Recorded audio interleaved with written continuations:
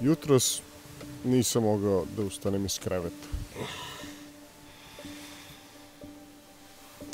Nije umor, to je ono kad telo i glava više ne žele. 2 godine snimam, montiram, putujem i skoro svake nedelje izbacujem video. Ali prvi put ozbiljno razmišljam da batalim sve.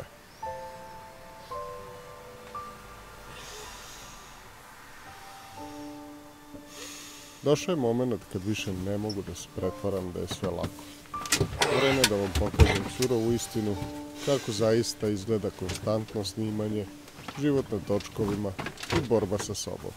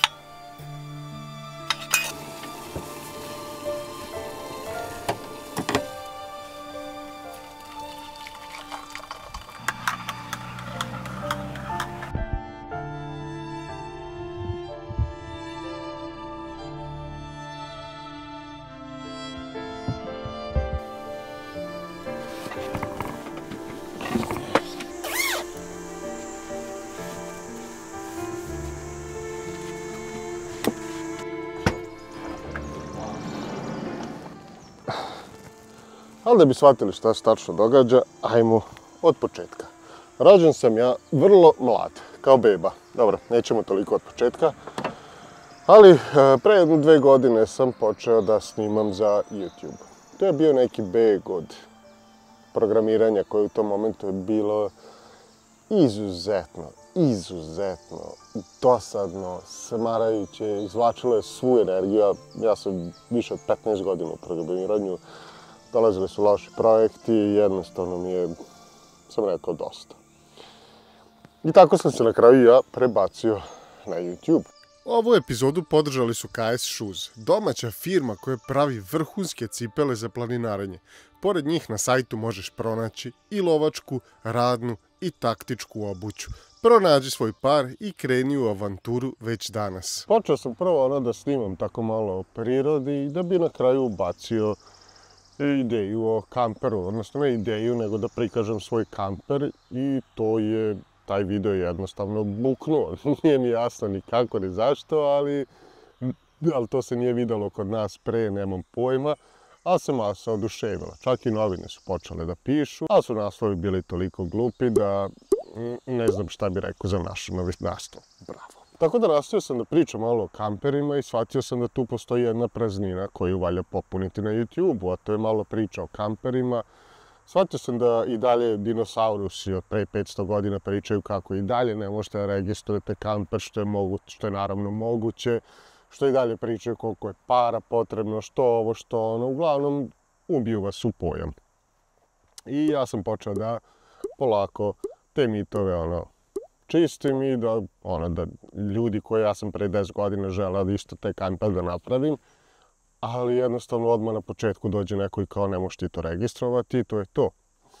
Uglavnom na kraju krajeva, ko već prati neko vreme, znaju da sam i registrovao ovo, da nije više teretno nego je kamper vozilo i da je to sve lakše i lakše uraditi. Uglavnom sam počeo onda i da pričam o struji i onda smo krenuli u neku vrstu avantura i putovanja. Kroz te avanture sam se trudio da pokazujem, kako da kažem, pored te avanture života u kamperu, hteo sam da pokažem i tu neku društveno korisnu stranu, društveno odgovornu stranu, a to je očuvanje životne sredine, idemo i ronimo, penjemo se po planinama, penjemo se po stenama, sve radimo. I to je masa lepo prihvatila. I par puta se desilo da sam čuo da je ljudi sa decom gledaju to i to me onako oduševilo, jer stvarno bi voleo da se samo jednom da se desilo, da jedno dete reklo i kaže tata, ajde idemo da gledamo Kombinu, odnosno ajde pusti Kombinu. Samo jednom to da se desilo, meni bi srce bilo prepuno. Uglavnom 2 godine je to trajalo skoro svake nedelje, nije baš svake, ali tipa u 90% slučajeva svake nedelje sam se trudio da izbacim novi video. I stvarno, uspevao sam, nekad je bilo naporno, nekad je bilo teško. Trudio sam se da sve to bude koliko toliko kreativno, interesantno i uspevao sam. A ono što mi često zasmeta jeste kad mi ljudi dođu i kažu ja, kako je to divan posao, ja bih voleo to da radim. Ljudi, ja u mnogo momenta sam se razmišljao da se vratim na posao od 9 do 5. Zašto? Zato što ovdje trenutno nema toliko para koliko ljudi misle da, ja ne znam zašto ljudi to misle da se ovdje ubijam od para. Ne ubijam se. Druga stvar, napornije posao nego bilo koji je 9 do 5. I treća stvar što nekad ovaj nije od 9 do 5 posao, nego ovo je nekad, da kažem, 24 časa posao. Vi ste 24 časa negde na putu, vi odete i po 9, ja odem i nekad sam putao i po 9 meseci me nema. I sad, ko to ljudi može da isprati, ko to može da bude tako i da ode? Ne može. Teško je to ljudima da urade i to je teško ljudima da shvate. I onda ono što mi iznervira jeste kao baš bi ja to voleo tako, kao da ja dođem i kao klik snimanje. Ne. Svako snimanje ima skriptu, svako snimanje ima planiranje, svako snimanje ima zivkanje, ako treba još nekog sa nekim da se dogovaram. I to sve radim. Od YouTube-a, Instagrama, TikToka, organizacije, sve. I većina ljudi ne može to da radi, izvinjavam se na toj. Mislim, evo, samo da vam pokažem još sitnicu od opreme. Ima ovdje snimak, mislim, ne znam da li ima link, kako to već ide. Nađite na YouTube-u kod mene, ili ću ga ostaviti na kraju videa, pa možete ga kliknuti sljedećeg. Da vidite svu opremu koju koristim da bi ja napravio ovo što pravim. I 2 godine, iz dana u dan, svake nedelje, traži ideje. Šta ako ne putuješ, šta ako si negde drugde, koja je ideja. I posle tih 2 godine, evo nas ovde. Umor me stukao, kreativnosti nemam, zato sad sa vama pričam o ovome.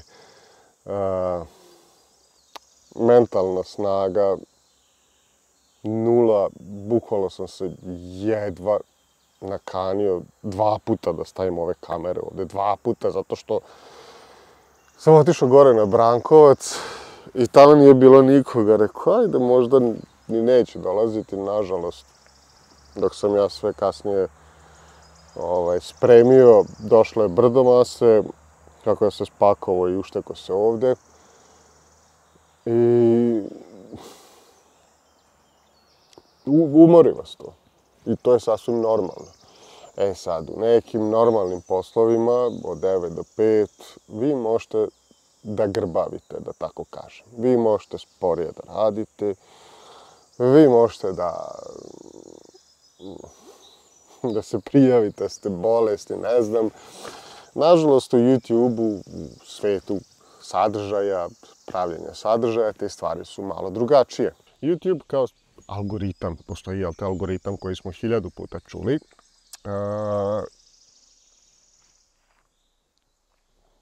je sistem kažnjavanja, ajde tako da kažem.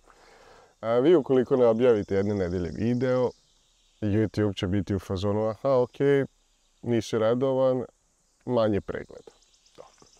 Slično je sa Instagramom, slično je sa TikTokom i morate uvek da budete on the top of the game, znači da gurate tu priču.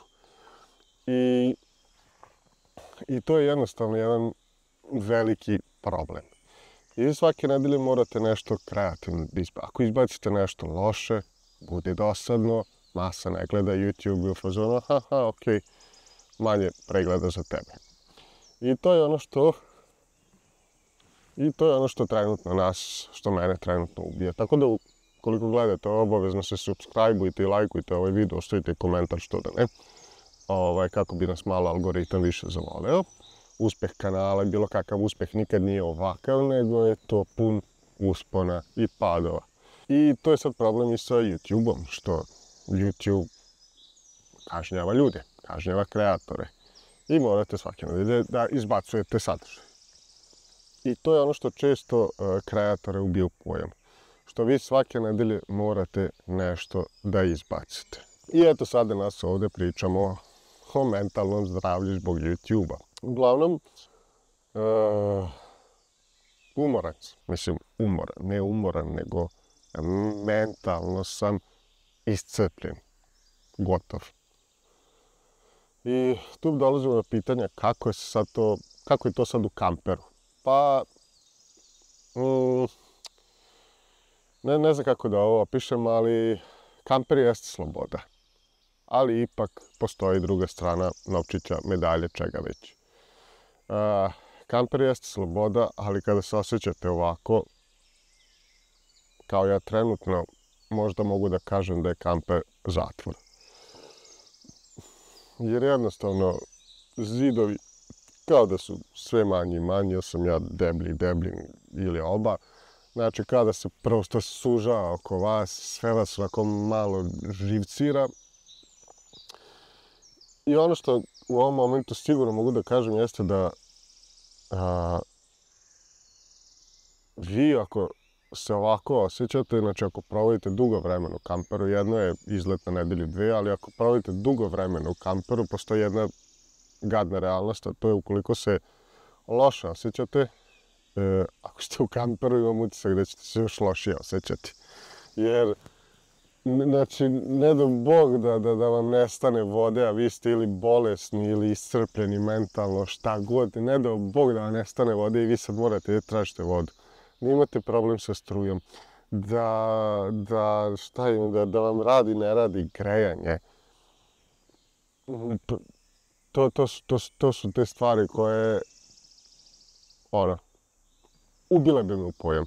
I moje mišljenje jeste ukoliko dugo živite, putujete kamperom i vi ukoliko imate taj pad koji sam vam malo čas opisao, ja mislim da u kamperu taj pad se pojačava. Odnosno da se vi osjećate još lošije. Ali sa druge strane, ukoliko ste srećni, bajni, vamo tamo, vi putujete kamperom, vi ćete se osjećati 5 puta bolje, 5 puta srećnije nego što ste konkretno srećni. I to je neko, i moje viđenje toga jeste da ipak kamper može biti zatvor, a može biti i kako se zove, sreća. Mnogo veća sreća. I ono što me trenutno ubija jeste što započeo sam nekoliko projekata, nekoliko ideja koje smatram da imaju jako veliku šansu da uspeju. Nažalost, u ovim momentima je jako ih teško ostvariti. Zbog, pa dobro, ajde da se nešto tu ne pretvaram, nažalost to je zbog novca. Tako da vi ukoliko želite da podržite ovu emisiju Kombine, želite da budete sponzori, šta god, kontaktirajte me, a ukoliko želite da podržite ovako kao osoba, imate Patreon, imate dole u opisu videa broj računa, PayPal, kripto, itd., pa šta god da vam odgovara, svaka pomoć je dobrodošla i hvala svima koji su to učinili, jer mi mali i srednji kreatori jednostavno dosta često zavisimo od naše publike. Uglavnom, te ideje su nekako, ti projekti su na nekih, a ne mogu da kažem na pola rešeni, ali vidjet ćete ih uskoro. I šta se na kraju ovo svodi? Da li ću da nastavim da snimam? Pa,